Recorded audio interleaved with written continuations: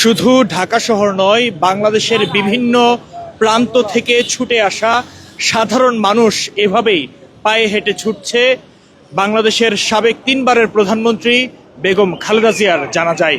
দর্শক, কালের কণ্ঠ লাইভে রাজধানীর জাহাঙ্গীর গেট থেকে আপনাদেরকে সংযুক্ত করেছি আমি ওয়াসিফ পার্থ। আমরা আপনাদেরকে একটু দেখাতে চাই এই যে জনস্রোত, এই জনস্রোত একমাত্র বেগম খালেদা জিয়ার শেষ অন্তিম যাত্রা উপলক্ষে তাকে আসলে শেষবারের মতো শ্রদ্ধা জানাতে।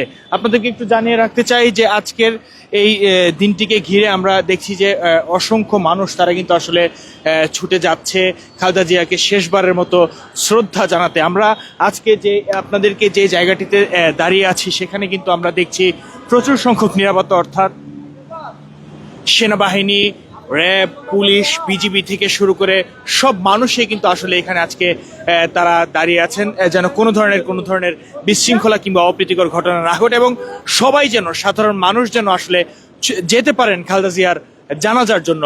আপনাদেরকে একটু জানিয়ে রাখতে চাই যে আজকের এই জানাজাকে কেন্দ্র করে আমরা যেমনটি দেখেছি যে ঢাকা শহরের বিভিন্ন জায়গায় সাধারণ মানুষের আসলে কিছুটা চলাচলের বিঘ্ন ঘটবে এমনটা আগেই জানিয়ে দিয়েছিল ঢাকা মেট্রোপলিটন পুলিশের পক্ষ থেকে। আপনাদেরকে একটু জানাতে চাই যে আজকে আমরা যে দেখেছি যে এই জায়গাটাকে বিশেষ করে বাংলাদেশের মধ্যে মানিক মিয়া এভিনিউ, যেখানে আসলে প্রচুর সংখ্যক মানুষের সমাগম হবে, লোকারণ্য হয়ে যাবে, সেই জায়গাটিতে কিন্তু আমরা দেখেছি বেগম খালেদা জিয়ার জানাজার কিন্তু আসলে সেই জায়গাটিতে তারা কিন্তু সরকারের পক্ষ থেকে তারা কিন্তু আসলে ঠিক করে রেখেছেন। রাজধানীর জাহাঙ্গীর গেটে এই মুহূর্তে আমরা দেখেছি যে চলাচল কিছুটা সীমিত করেছেন, অর্থাৎ সামনের দিকে কিন্তু মানুষের আসলে জায়গা দেওয়া সম্ভব হচ্ছে না, অর্থাৎ মানিক মিয়া এভিনিউ থেকে মানুষ আসলে জানাজাতে উপস্থিত হওয়ার জন্য তারা কিন্তু এই মুহূর্তে আসলে একেবারে বিজয় সরণি পর্যন্ত মানুষের আসলে কোণঠাসা অবস্থা, যার কারণে আমরা দেখেছি যে এখানে আসলে এখন সীমিত করে দেওয়া হয়েছে যানবাহন চলাচল। আমরা দেখছি যে মহাখালী ফ্লাইওভার থেকে নেমে জাহাঙ্গীর গেট থেকে কিন্তু আসলে বিভিন্ন দূরপাল্লার বাস থেকে শুরু করে অনেক গাড়ি কিন্তু আসলে সেখান থেকে ঘুরিয়ে দেওয়া হচ্ছে। তবে কিছু কিছু গাড়ি যেগুলো আসলে যাওয়ার জন্য প্রস্তুত রয়েছে কিংবা প্রশাসনের সাথে জড়িত কিংবা জরুরি কাজে আসলে জড়িত, সেই গাড়িগুলোকে কোনোভাবে আসলে দেওয়া হচ্ছে। আমরা একটু কয়েকজনের সাথে কথা বলে জানার চেষ্টা করব যে আজকের এই যে খালেদা জিয়ার শেষ যাত্রায় তারা যে আসলে ছুটে চলেছেন, আমরা একটু তাদের সাথে কথা বলে জানার চেষ্টা করব।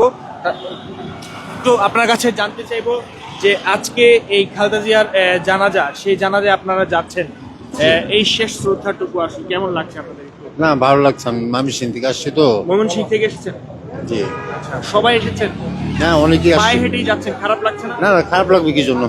জানাজে আসছে, জানাজে যাচ্ছে, কাছে খারাপ লাগার তো কিছু নেই।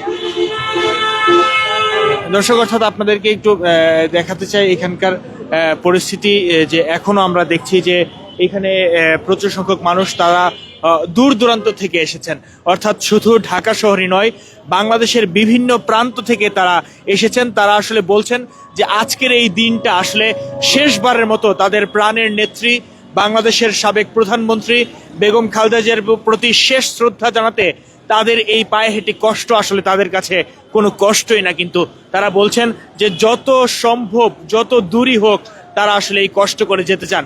অনেকের সাথে কথা বলে আমরা যেমনটি জানতে পেরেছি যে তারা ময়মনসিংহ থেকে এসেছেন, এক জায়গায় আসলে বাস থামিয়ে দেওয়া হয়েছে, সেখান থেকে তারা এখন পায়ে হেঁটে যাচ্ছেন কোনো উপায় না পেয়ে। আমরা আজকে একটু এই জায়গাটুকুতে আমরা আপনাদেরকে দেখানোর চেষ্টা করব। এই মুহূর্তে আসলে যানবাহন চলাচল কিছুটা ছেড়ে দিয়েছে যেন সাধারণ মানুষ যেতে পারে এবং শেষবার যেন খালেদা জিয়াকে আসলে শ্রদ্ধা জানাতে পারে। আমরা আরেকজনের সাথে একটু কথা বলে জানার চেষ্টা করব যে তিনি কোন জায়গা থেকে, আপনি কোথা থেকে এসেছেন? আমি নতুন বাজার আসছি। নতুন বাজার থেকে? এই এত দূর পায়ে হেঁটে যাবেন এখন? জি জি জি, কোনো না, মায়ের জন্য যাব। আচ্ছা, মায়ের জন্য যাচ্ছেন?